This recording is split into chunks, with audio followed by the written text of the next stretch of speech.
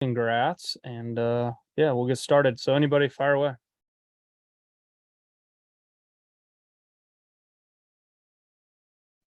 Cole, I'll start, I guess. Can you walk us through where were you at? What was that moment like for you? Yeah, so I was at home with my family. All of my sisters, my parents were here, and it was a kind of surreal moment to have my whole family there because I mean they've been there for my entire career, my entire life. My parents have sacrificed so much for me to get to this point in my career, and I can't thank them enough. But like I said, it was surreal. It's a dream come true, and it's a goal that I've always wanted, and I achieved it. And I mean, it's only the first phase of this whole entire process, but I mean, it's one phase that has really paid off, and through all the hard work that I've put in.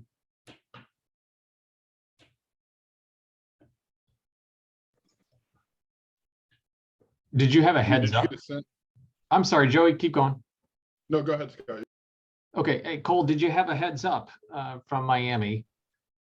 So I was thought so the past so day 2 and day 3, I've been on the phone with my advisor, and we've been talking over. He would get an offer and stuff like that, and we communicated. But I mean, I talked with Miami before the day 3 started and during day 2, and then during day 3 when it happened, I was actually on the phone with my advisor as it happened.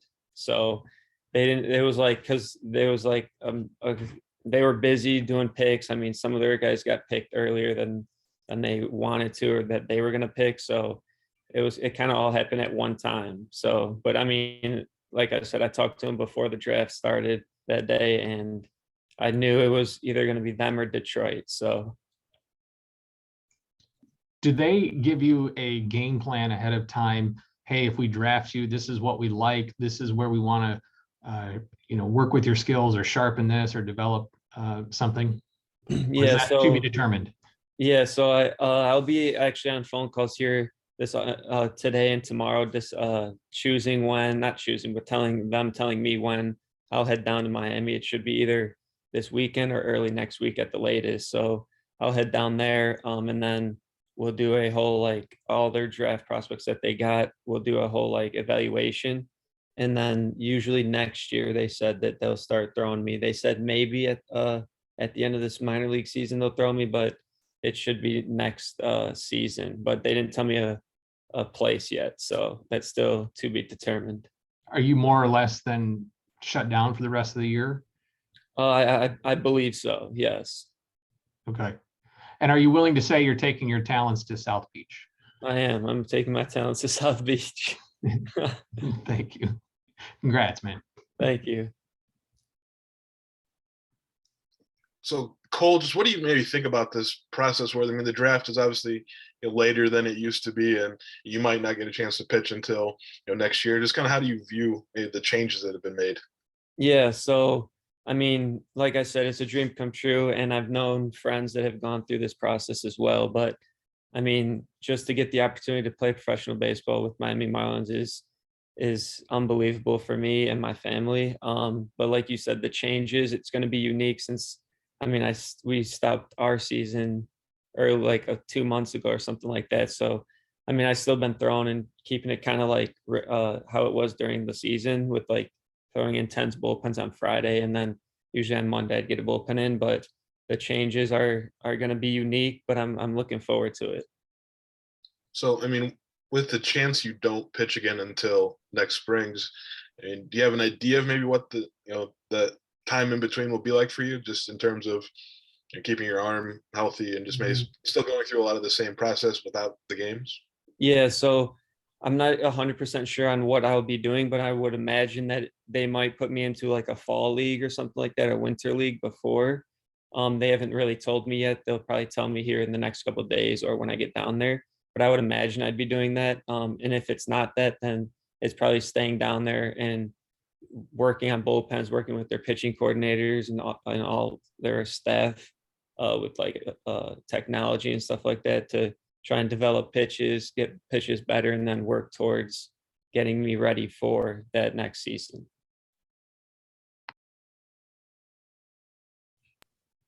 So what do you do after you've been drafted? Like, you were with your family. What did you guys do that night to kind of celebrate that?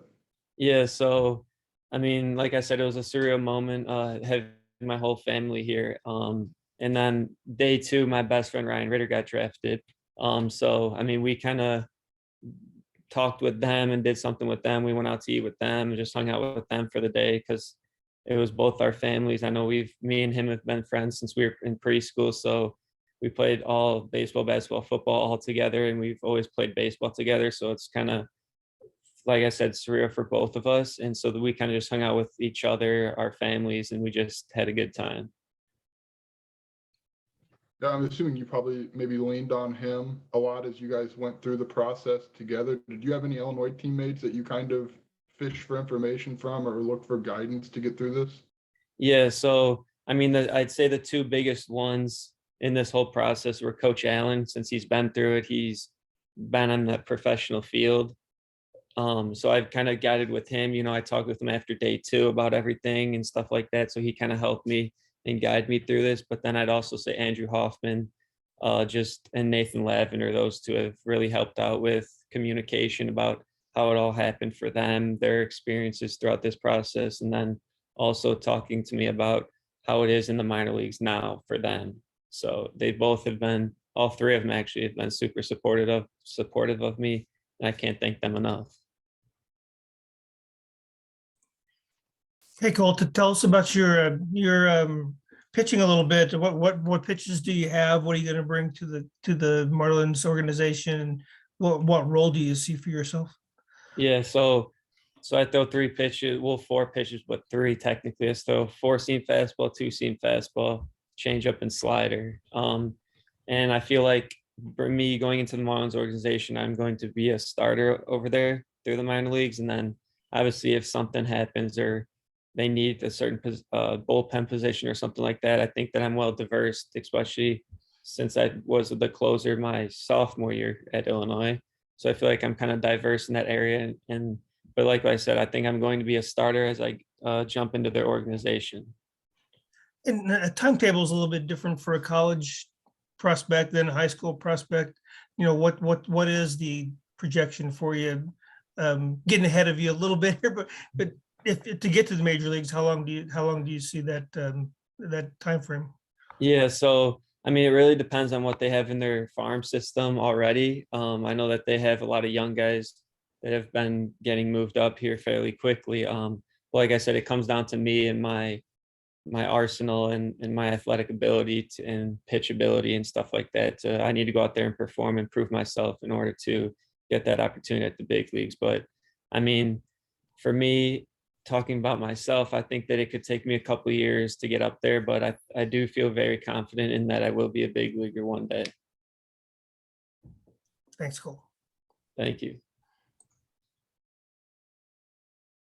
Cole, we are regularly watching guys on television that are throwing high 90s and even over 100. Does it feel like you have to get to a certain velo in the big leagues? Is that a mandatory part of the development going forward? I would say it's maybe not like the hundreds, but all the way up there, but I'd probably like to get up to like 95, 96, somewhere up there. Because like I said, I mean, it adds more value to me than just the basic 90, 93 Cole. So I think that that's going to be a major development, but I think that what we're going to focus on most is that breaking ball and slider, because I've always been a fastball changeup kind of pitcher. So developing that slider, I mean, me and Coach Allen have worked on it since he's got there. So it's gotten a lot better, but it's not to this point where I need it to be. So I think that's going to be the major thing that we're going to focus on. But like I said, I think we're on everything, all my pitches, my development. I think that's what we're going to work on the most. But through it all is, I think the whole entire arsenal is going to get worked on. And you've obviously added on the velo side, and you talked about that in the video that was put out on social media. Is that just, do you see that as part of that is a multi-year process? Because the velo is good, like you just said, but you don't want to stay where you're at. But not everybody's going to throw 100 either. Right. And that's not necessarily the goal. So is it kind of a multi-year process to keep building on that? Yeah, I believe so. I think it's going to come with arm strength, the workout programs, the nutritionists that they all have down there. I think that's going to play a big factor in getting velo, being with their coaching staff, learning from them. But like you said, I think it's going to be a multiple year kind of process to get that velo jump and make sure it sustains. I don't want to get up there and hit it a couple times and then go back down. I want to sustain it. So I think it's going to be a multi-year process. How important to you was the college experience as a person and as a baseball player? Yeah, so I mean, going to Illinois, being a college athlete is pretty special. Being around the teammates, the guys, learning from obviously Coach Allen, Coach Hartlib, Coach Chris, and CC. I mean, they've made me a better person all around. Even off the field, being about a normal student with Sherry, having her help me with the school side of things. I mean, just a big thank you to everyone that has helped me along my path at Illinois. But like I said, being a baseball player at Illinois, learning from Coach Allen has probably been the biggest influence in my career so far. And being around those guys, I mean, they want to be there day in and day out. They want to work, and obviously we want to win baseball games. But I mean, like I said, just being around guys that love baseball, have a passion for it, and want to be there every day is kind of surreal. And that it was what the college experience was for me as a baseball player. Being the Friday night guy, did that do anything confidence-wise that you can carry when you get down? I know you might not throw for a while, but that you can carry with you when you get down to Miami? Yeah, so I mean, that was my goal coming in as a freshman, was to be a Friday night starter. And obviously it happened this past season. And I think that it happened was because of the changes I made during my sophomore year, throwing harder and being more consistent with my fastball. So, I mean, being the Friday night guy, going through those types of games on that stage is kind of geared me towards professional baseball and down in Miami. But I also think that it's going to be a whole different atmosphere coming from the college experience to the pro experience. So I feel like it has given me confidence. But again, like I said, the experience and the environment is probably going to be completely different.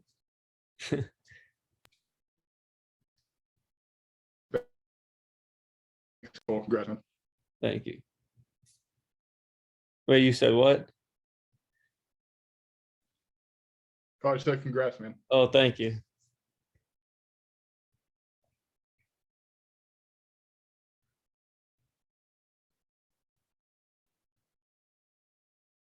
Oh, y'all good.